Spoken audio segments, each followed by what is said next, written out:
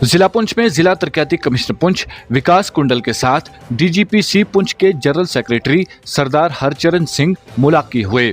इस मौका पर इन्होंने प्रकाश पुरब श्री गुरु गोबिंद सिंह जी के मौका पर मुनक्कदा तकरीबात का शेड्यूल जारी किया। इन्होंने एक प्रेस कॉन्फ्रेंस के जरिए बताया कि प्रकाश पुरब के सिलसिले में खसूसी प्रोग्राम तरतीब दिए जाएंगे। शेड्यूल के मुताबिक सुबह की प्रभात फेरी 29 दिसंबर से 4 जनवरी तक रोजाना की बुनियाद पर सुबह 6 बजे निकाली जाएगी, जबकि शाम का दीवान 1 जनवरी से 3 जनवरी तक जारी रहेगा। 4 जनवरी को अखंड पाठ का आगाज होगा, जबकि इसी रोज नगर कीर्तन भी मुनक्कद किया जाएगा। इख्तितामी तकरीब यानी कि फाइनल गुरुपुरब 6 जनवरी को गुरुद्वारा सिंह सभा में सुबह 10 बजे से दोपहर 4 बजे तक होगी। सरदार हरचरण सिंह ने तमाम अकीदतमंदों को दावत दी है कि वो इन रूहानी तकरीबात में शरीक होकर अपनी अकीदत का इजहार करें और श्री गुरु गोबिंद सिंह जी की तालीमात से रोशनी हासिल करें, जिसके लिए इंतजामिया की जानिब से इस मौका पर तकरीबात के पुरअमन इनकाद के लिए मुकम्मल तौर पर इंतजामात बहाम रखने की यकीन दहानी कराई गई है। मज़ीद तफसीलात के लिए पेश है हमारी रिपोर्ट।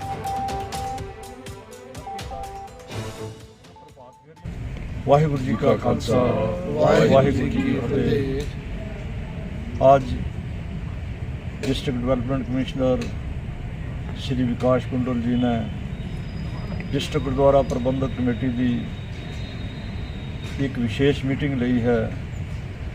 हर साल की तरह जो एडमिनिस्ट्रेशन डिस्ट्रिक्ट गुरुद्वारा प्रबंधक कमेटी को बुला के जो गुरु गोबिंद सिंह पातशाह जी का प्रकाश पुरब आ रहा है, उस संबंध विच जो प्रोग्राम उलीके गए ने उन्हों का वेरवा अज असां ने डिस्ट्रिक्ट एडमिनिस्ट्रेशन के सामने रखा है।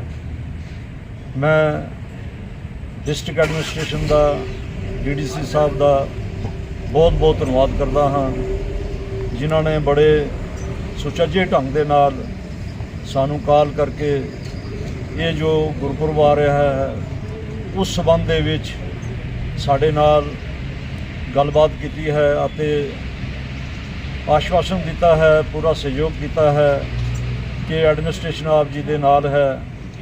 जो प्रोग्राम असां ने उलीके ने मैं संगत नूं भी उन्हां दा वेरवा दसना चाहुंदा हाँ।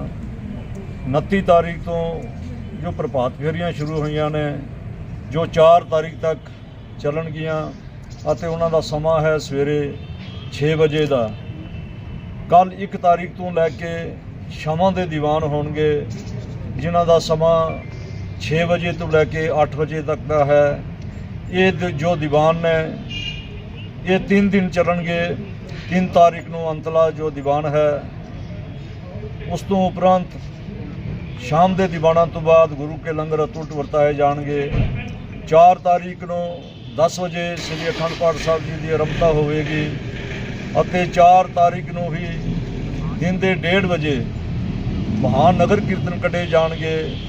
समूह संगत को बेनती है समय सिर पुज के इन्हां प्रोग्रामों के विच अपनी शमूलीयत करो। और 6 तारीख को 10 बजे पाठ की समाप्ति तो उपरंत सारा जो दीवान है 10 बजे तो लैके 4 बजे तक गुरुद्वारा श्री गुरु सिंह सभा विखे सजेगा। मैं एक बेनती कर देवां, साडे कोल विशेष तौर पर पंजाब तो कथावाचक ਅਤੇ ਢਾਡੀ ਸਿੰਘ ਪੁੱਜ ਰਹੇ ਨੇ। ਸਮੂਹ ਸੰਗਤ ਨੂੰ ਬੇਨਤੀ ਹੈ ਆਪ ਜੀ ਇਹਨਾਂ ਪ੍ਰੋਗਰਾਮ ਵਿੱਚ ਪੁੱਜ ਕੇ ਗੁਰੂ ਪਾਤਸ਼ਾਹ ਦੀਆਂ ਖੁਸ਼ੀਆਂ ਦੇ ਪਾਤਰ ਬਣੋ। ਉਪਰੰਤ ਗੁਰੂ ਕੇ ਲੰਗਰ ਅਟੁੱਟ ਵਰਤਣਗੇ। ਇੱਕ ਵਾਰ ਫੇਰ ਸਮੂਹ डिस्ट्रिक्ट गुरुद्वारा प्रबंधक कमेटी वालों डिस्ट्रिक्ट एडमिनिस्ट्रेशन पुंछ दा बहुत बहुत धन्यवाद किया जाता है जी। वाहिगुरु जी का खालसा वाहिगुरु जी की फतेह। अगर आप हमारे चैनल पर नए हैं तो हमारे चैनल द उर्दू टाइम को सब्सक्राइब करना ना भूलें और मज़ीद ऐसी ताज़ा तरीन खबरों को देखने के लिए बेल आइकन को ऑल पर सेट कर लें ताकि आने वाली तमाम तर खबरों की नोटिफिकेशन आप तक पहुँचती रहे।